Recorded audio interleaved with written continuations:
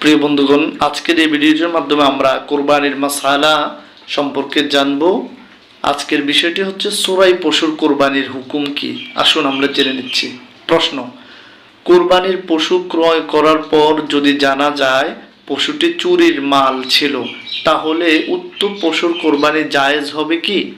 উত্তর: পশুটি যদি তার চোরের কাছ থেকে ক্রয় করে থাকে তাহলে তার কোরবানি জায়েজ নয় এবং অপর একটি পশু ক্রয় করে কোরবানি করতে হবে।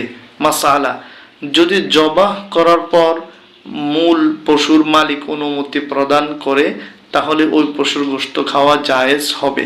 প্রিয় বন্ধুগণ, চোরাই পশু, আপনি চোরাইকৃত পশু কিনে ফেলেছেন না জেনে না বুঝে, কিন্তু কেনার পরে আপনি জানতে পারলেন যে এটি চোরাই পশু আপনি কিনেছেন, তাহলে আপনাকে অবশ্যই অন্য একটি পশু হালালভাবে ক্রয় করে কোরবানি করতে হবে।